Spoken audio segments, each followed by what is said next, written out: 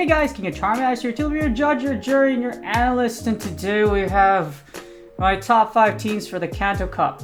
As much as I love the Kanto Cup because I love boosted Alolan Sandshrew, you don't need it to come back for the 14th time, you know. I really don't get it. I don't.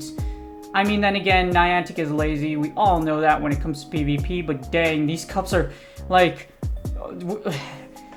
God.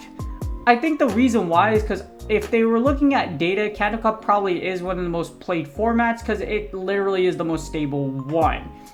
Other than Pidgeot getting, I would say, Feather Dance, it's been pretty stable, but then again, it got debuffed as well because Feather Dance got nerfed, so yeah. But it's pretty stable, and I like the Kanto Cup. Hopefully I'll do as well, and these are my top 5 teams for it. But unfortunately, the only problem is the game isn't working right now. Yay! For some people, they got it good. For others, for some odd reason, I'm getting a weak connection, even though I have an incredible amount of ping. I can download 4K movies like no tomorrow, and I can play Apex without any problems. But when it comes to Go Battle League, for some odd reason, I still have problems. So I just don't know, guys. Hopefully it's doing well for y'all, but I just don't know. Also, I haven't been trying hard this entire season anyways. I've either been playing PvP because of content or 2 just because I have to stream it.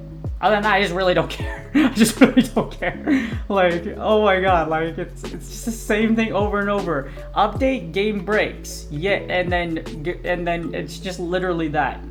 And I think there's, like, it's funny because there's, like, a post out there. I forgot who showed it to me, and it's, like, freaking...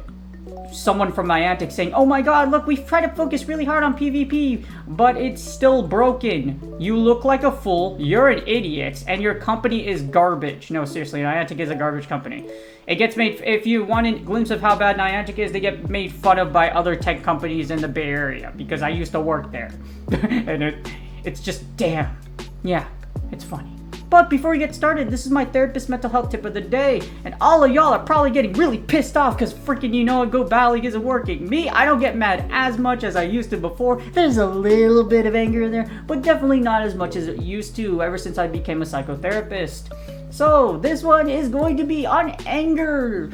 So when is anger a problem? In small doses, anger is an appropriate, normal, and healthy emotion. Everyone experiences anger. Trust me, it's okay to get pissed off. It really is.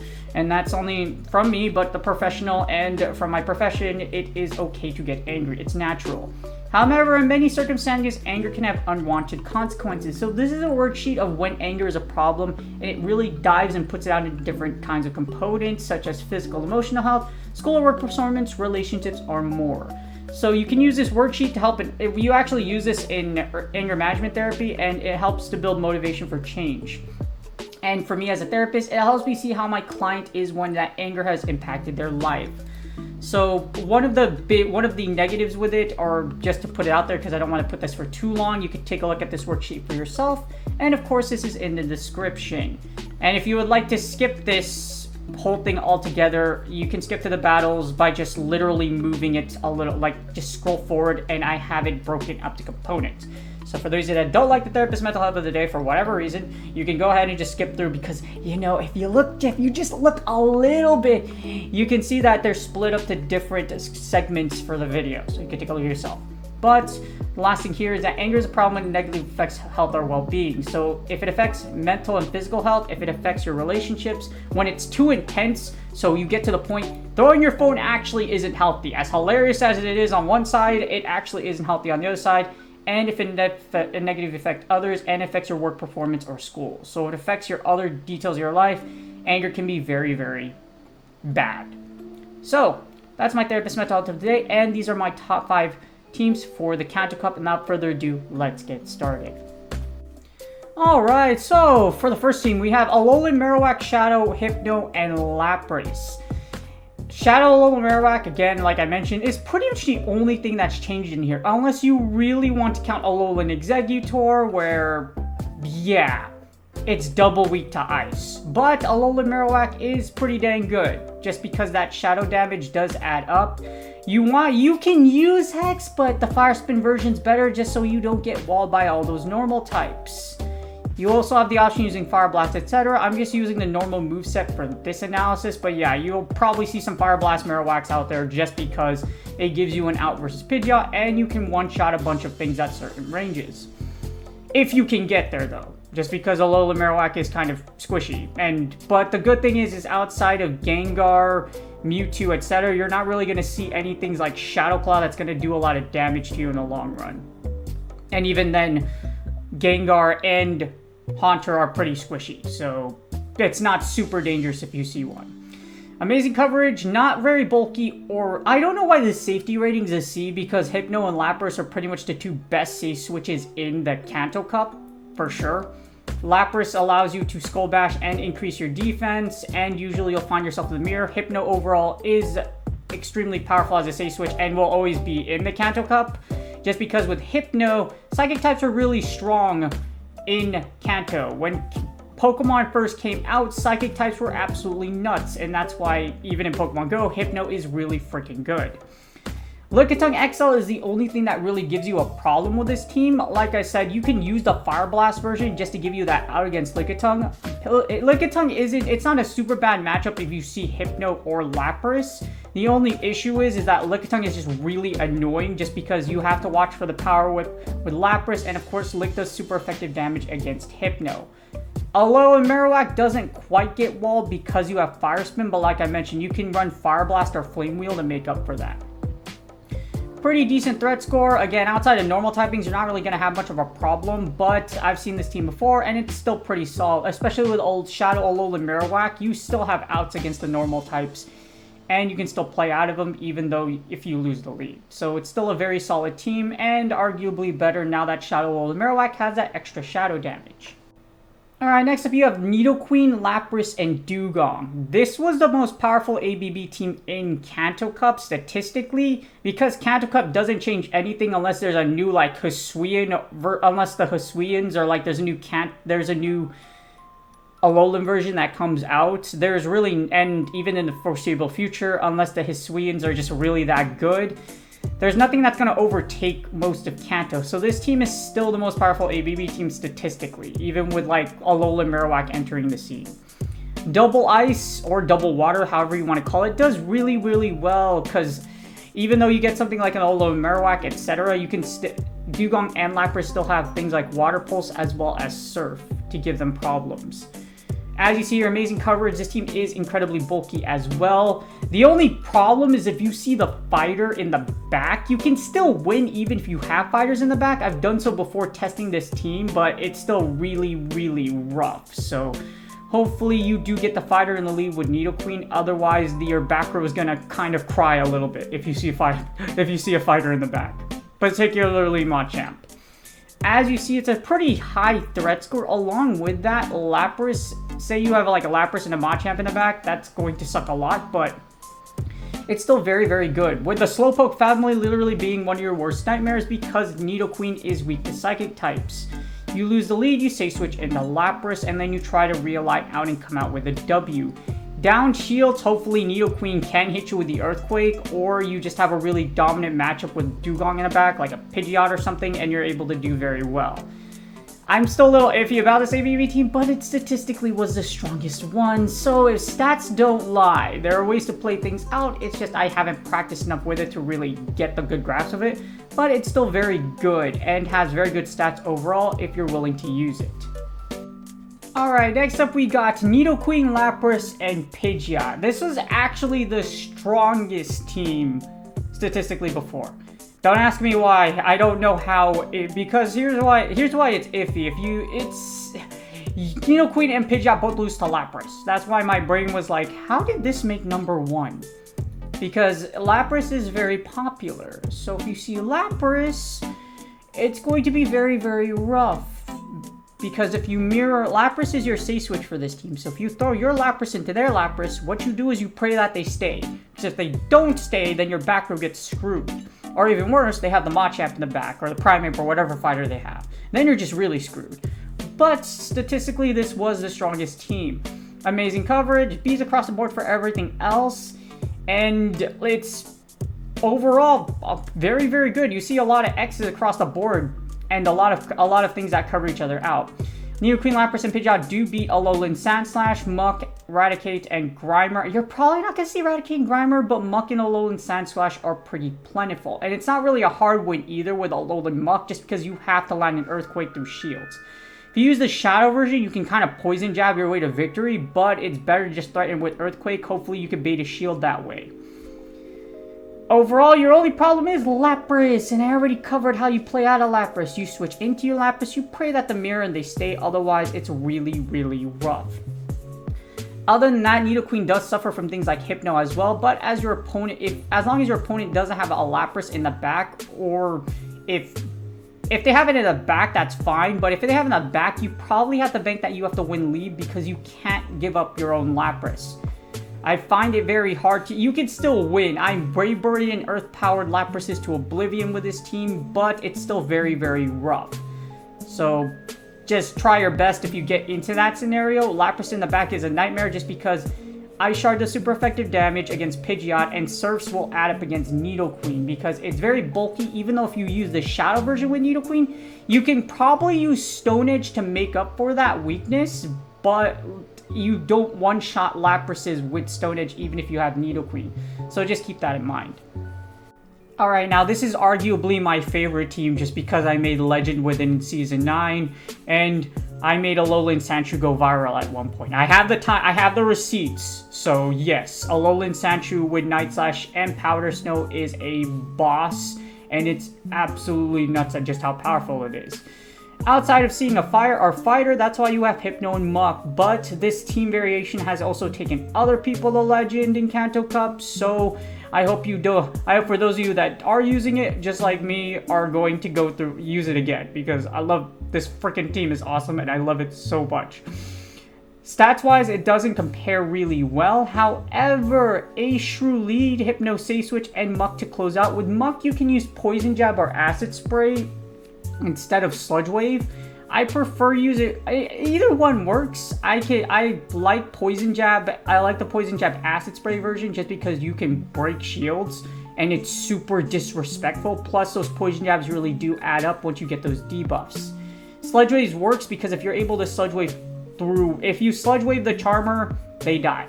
But at the same time, you have Poison Jabs, so that's what you have for.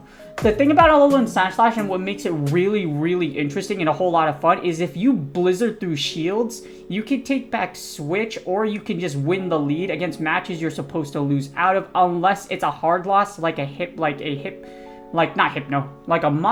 or a Alolan Marowak with Fire Spin. So if it's fire or fighting, you need to dip. Outside of that though, Alolan Sandshrew can threaten things like Snorlax, Lickitung, both Charmers. If you get a Blizzard through shields, or even an Amok, if you get a Blizzard through shields, again, you will do so much damage that you could just take out Switch outright or just command the lead. So Alolan Sandshrew with Blizzard is a boss. You can use Gyro Ball, but the difference between hitting a Blizzard nuke and all that damage versus Gyro Ball really matters a lot. Plus, if you do get the mirror against something like another Alolan Sandshrew or an Alolan Sandslash, you are going to use Night Slash just to boost anyways. Plus, a boosted Alolan Sandshrew is a beast, and it does a lot of damage. As you see here for your potential threats, again, if you see fire or fighting, switch to Hypno, or you can say switch to Muck. Hypno is your preferred safe switch though, because Muck can close out, and Hypno can usually break shields, and Hypno is an incredibly powerful safe switch. Being able to take switch against Lapras, and of course if you get the mirror and you're able to Shadow Ball through shields, you can take switches against other Hypnos. Super solid team, a little bit dicey to use because it has a lot of mechanics to it, but if you do have a level 50 Alolan Sandshrew, which some of you should have just because of Sandshrew Community Day, it's going to be a really solid team for you. And last but not least, we have the statistically, it's pretty dang broke. Well, it's just really thick and really annoying and really broke. Look at some Hypno Nidoqueen. So overall, if the overview, this team has the best grades across the board in Kanto Cup, even now. As you see, A's across the board except for consistency, but this team still does a good amount of damage just for the fact that you have high pressure charge moves, and Nidoqueen can just rev up with Poison Fang if it wants to.